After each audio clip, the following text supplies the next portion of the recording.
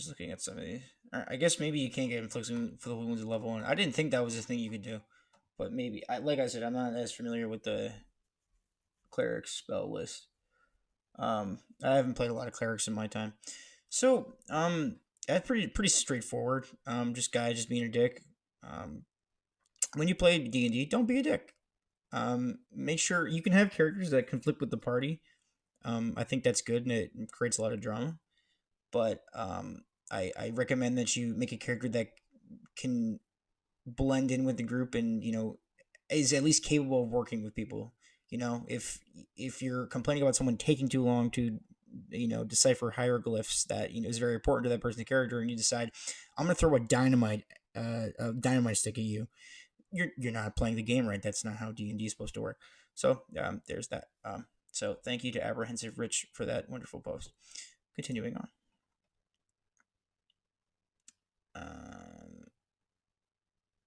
Oh, that sounds really good. Okay, let's try this one. If you're just joining, welcome to the stream where we're reading RPG horror stories. Heads up, some of these stories have questionable elements and say things that aren't great.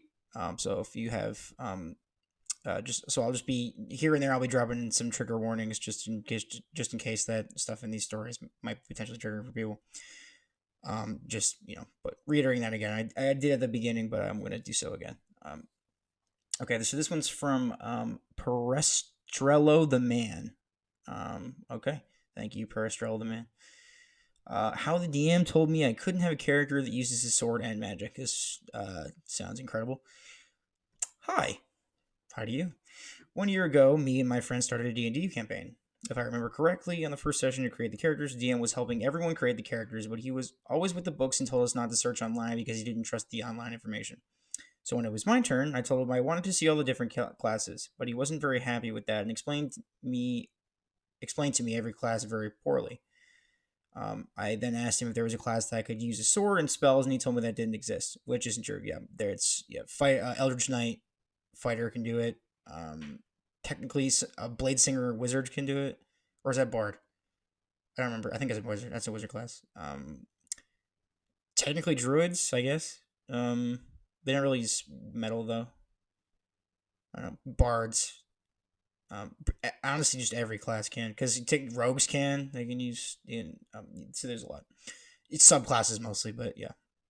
Like the most similar to that was the paladin. Well, paladin too, I guess. Yeah, this is paladin, but he had more support spells than damage spells. And I was sad because I really wanted a character like a fighter that could use a sword in one hand and spells with the other. Right, which is an Eldritch Knight. Then the DM said the fighter was cool and strong. He never told me it was super vanilla, but didn't have any magic, so I ended up choosing the fighter class. I thought to myself, everyone is choosing magic or other abilities, so I'm going to prove that them that even if I choose the fighter, I can also be strong hard mode style.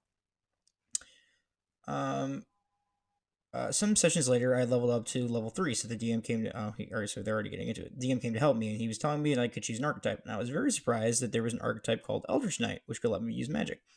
I was super happy, but then my friends were very upset with me because it would take time to choose the spells, which is very stupid because all my friends, we were 6 players in one DM, except one, all used magic.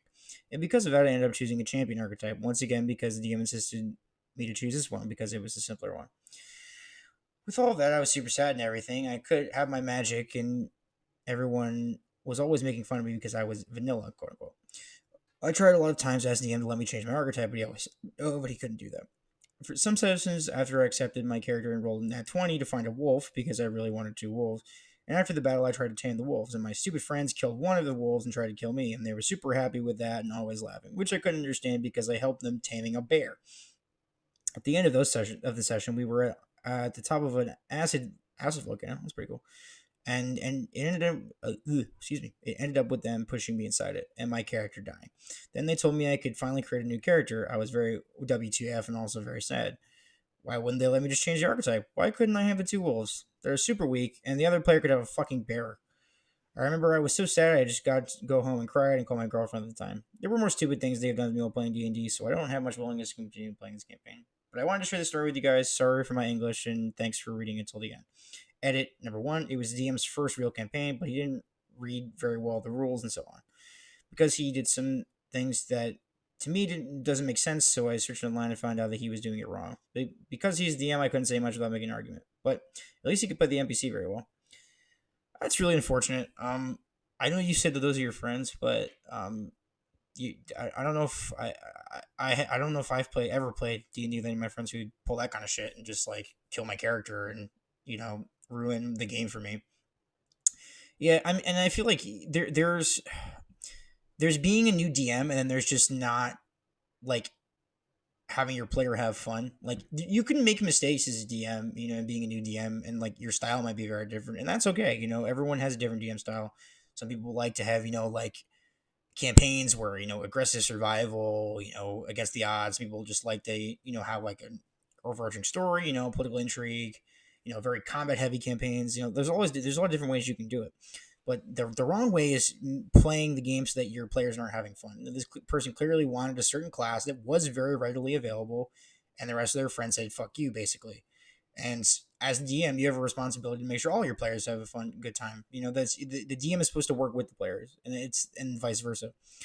Um, and this player seemed to have given up a lot of stuff so that they could just play D&D, and then everyone decided to be an asshole.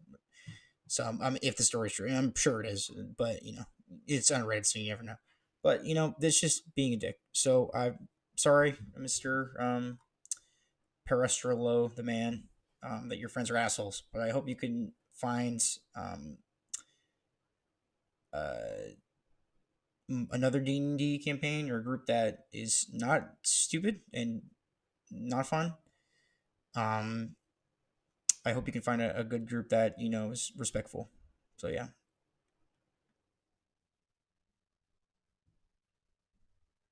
yeah, it's like so.